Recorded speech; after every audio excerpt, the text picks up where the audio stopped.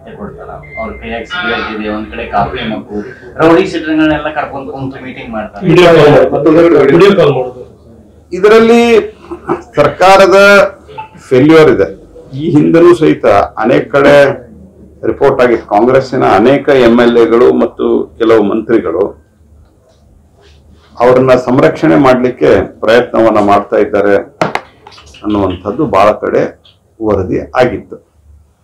ಆ ಒಂದು ಹಿನ್ನೆಲೆಯಲ್ಲಿ ನೋಡಿದಾಗ ಇವತ್ತು ನಡೀತಾರಂತ ವಿದ್ಯಮಾನಗಳನ್ನು ನೋಡಿದಾಗ ರಾಜ್ಯದಲ್ಲಿ ಜನಸಾಮಾನ್ಯರು ಸತ್ತರೆ ಅವರಿಗೆ ನ್ಯಾಯ ಇಲ್ಲ ಅನ್ನುವಂಥ ಸಂಗತಿ ಇದರಿಂದ ಸ್ಪಷ್ಟ ಆಗ್ತಾ ಇದೆ. ನಾಳೆ ಇವ್ರು ಕೇಸ್ ಹೆಂಗೆ ನಡೆಸ್ತಾರೆ ಹಿಂಗಾದ್ರೆ? ಮತ್ತು ಈ ರೀತಿಯಾದಂಥ ಇದರಲ್ಲಿ ನನಗೆ ಅನ್ನಿಸ್ತದೆ, this is my personal feeling, ನನಗೆ ಕಾನೂನು ಮತ್ತು ಇದರ ಒಟ್ಟು ಅಲ್ಲಿ ಏನ್ ನಡೀತಾ ಇದೆ ಇದರದ್ದು ಜನರಲ್ ಮಾಧ್ಯಮದಲ್ಲಿ ಬಂದಿದ್ದು, ಇದೊಂದು ರೀತಿಯಲ್ಲಿ ಈ ರೀತಿಯ ರೌಡಿ ಶೀಟರ್ ಜೊತೆ ಕೂತ್ಕೊಂಡು ಜೈಲ್ನಲ್ಲಿ ಸಿಗರೇಟು ಮತ್ತು ಕಾಫಿ ಜೊತೆಗೆ ಅವ್ರ ಜೊತೆ ಕೂತು ಫೋಟೋ ಹೊರಗಡೆ ಬಿಡೋದು, it is A deliberate plan. ಇದು ಸಾಕ್ಷಿಗಳನ್ನ ಹೆದರಿಸ್ಲಿಕ್ಕಿದೆ.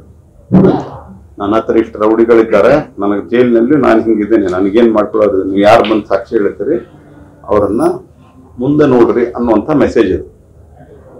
ಸರ್ಕಾರ ಇದರಲ್ಲಿ ಗಂಭೀರತೆ ಇಲ್ಲ.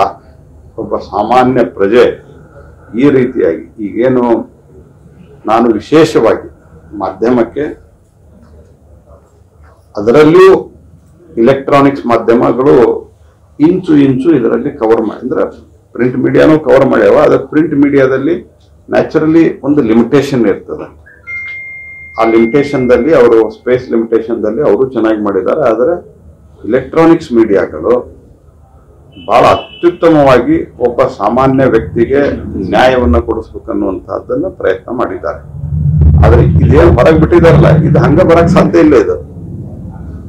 ಇದು ಅಲ್ಲಿದ್ದಾಗ ಫೋಟೋ ಅಥವಾ ವಿಡಿಯೋ ಕಾಲ್ ಮಾಡೋದು, ಅದು ಹೊರಗಡೆ ಬರೋದು, ನೊಟೋರಿಯಸ್ ಜನರ ಕಡೆ ಕೂಡಿರೋದು, ರಾಜಾರೋಷವಾಗಿ ಕೂತಿರೋದು, ಇದೆಲ್ಲ ಏನಂದ್ರೆ ಸಾಕ್ಷಿಗಳಿಗೆ ಬೆದರಿಸಲಿಕ್ಕೆ ಮಾಡಿರುವಂತ ಒಂದು ತಂತ್ರ ಇದು. ಆದ್ದರಿಂದ ನಿನ್ನೆ ಒಬ್ಬ ಇದೇ ಕೇಸ್ನಲ್ಲಿರುವಂತ ಒಬ್ಬ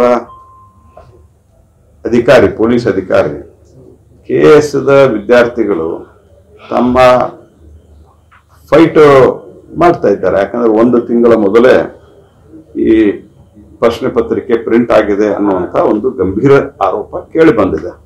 ಅದರ ವಿರುದ್ಧ ಅವರು ಪ್ರತಿಭಟನೆ ಮಾಡ್ತಾ ಇದ್ದಾರೆ. ಫ್ರೀಡಂ ಪಾರ್ಕ್ ನಲ್ಲಿ ಕೂತವ್ರನ್ನ ಹೋಗಿ ಒಳಗಡೆ ಕೂಡಿಸಿದ್ರ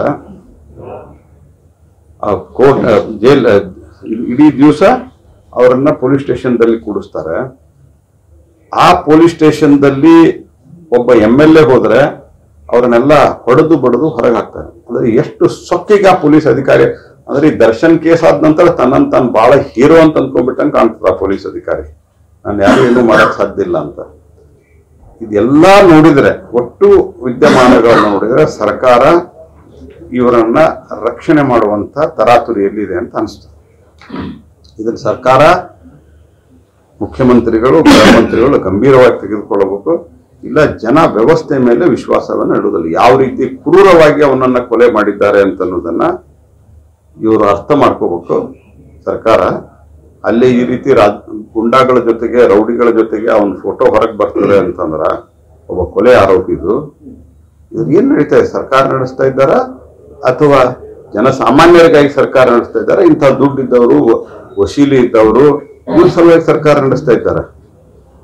ಒಂದು ಮಿನಿಮಮ್ ನೈತಿಕತೆ ಬೇಡವಾ ಸರ್ಕಾರಕ್ಕೆ?